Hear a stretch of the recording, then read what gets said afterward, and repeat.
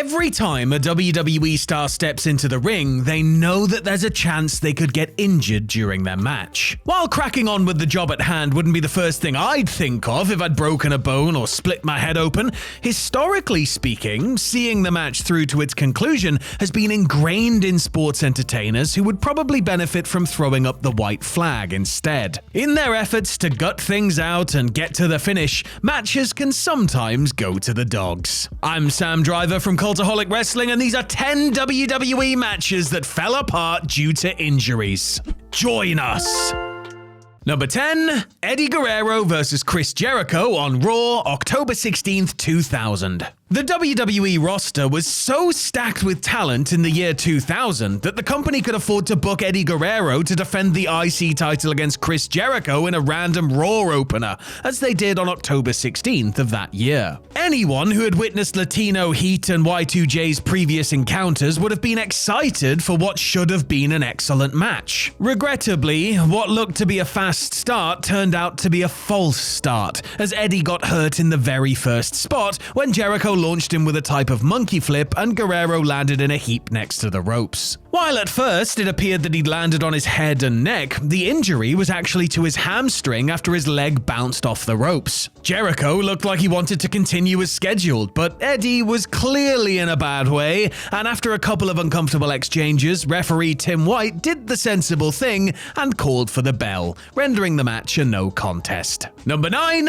Lita vs. Trish Stratus at New Year's Revolution 2005. The feud between women's champion Lita and Trish Stratus looked set to potentially be blown off at the first New Year's Revolution pay-per-view in 2005. Taking place not too terribly long after they'd turned heads with the historic Raw main event, the expectation was that the rivals would have another standout match in San Juan. Unfortunately, things ground to a halt before they could really get going when Lita injured her knee while delivering a running Thez press off the ring apron to the floor. She gamely tried to continue, but the knee buckled once again when she got back into the ring, and it became evident that the match wasn't going to turn out the way it had been planned. Trish kicked at the knee and put on a submission as they bought some time, but they looked a little unsure of what to do until the referee got word from backstage that they should take it home, with Stratus hitting chick kick to pin Lita and win the title. A disappointing turn of events for the performers and a major setback for Lita, who headed back to the United States needing ACL surgery. Number 8, D-Generation X vs. Rated RKO at New Year's Revolution 2007.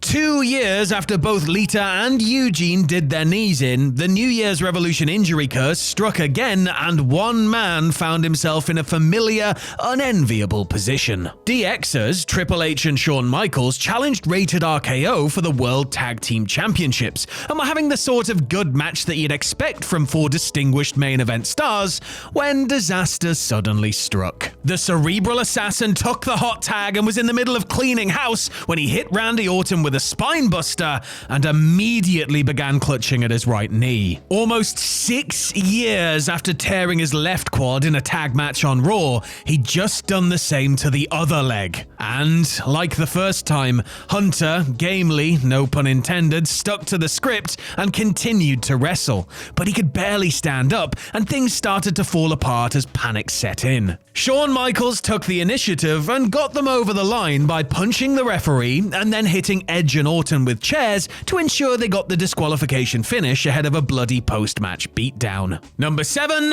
Randy Orton vs. Edge at Over the Limit 2010. If you want to talk about cursed shows as far as injuries are concerned, then look no further than Over the Limit 2010, an event that saw no less than 5, count 'em 5, WWE stars walk away much worse for wear. Ted DiBiase Jr. suffered a concussion, CM Punk needed 13 staples to close a hard-way cut, Batista hurt his back and tailbone, and John Cena got cut and lost a tooth. And then there was Randy Orton, whose hypermobile shoulders decided to fail him at the most inconvenient time. The Legend Killer was having a so-so match with Edge when he began prepping for the RKO by stalking the Rated R superstar and pounding the mat in anticipation.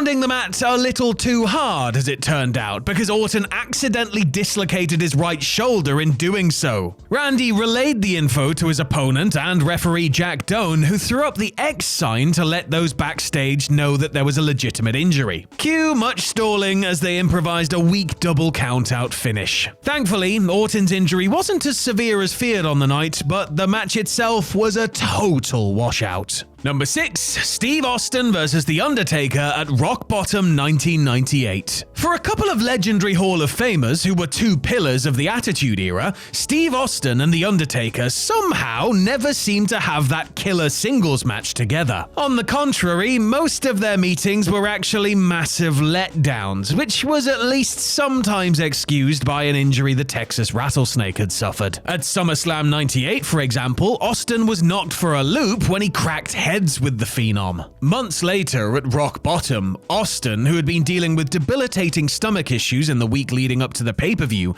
tore an abdominal muscle when taking a bump at the start of their Buried Alive match. He would later describe the feeling like he was being stabbed every time he moved his torso, which naturally limited what he could do out there. Taker himself was in no fit state to carry the load since he was working on an ankle that he'd broken months prior and just never bothered to get fixed. This was basically one of those nights where everything that could go wrong did go wrong, right down to a malfunctioning backhoe ruining the finish. Austin went to the hospital afterwards and actually missed the next day's Raw taping just to show you how messed up he was. Number 5, the Kabuki Warriors vs. Becky Lynch and Charlotte Flair at TLC 2019. TLC 2019 was another historic occasion for WWE's female wrestlers, as the women's tag team tables, ladders and chairs match was chosen to headline the show. And with 4 talented performers like Asuka, Kairi Sane, Becky Lynch and Charlotte Flair being given the time and stipulation to shine,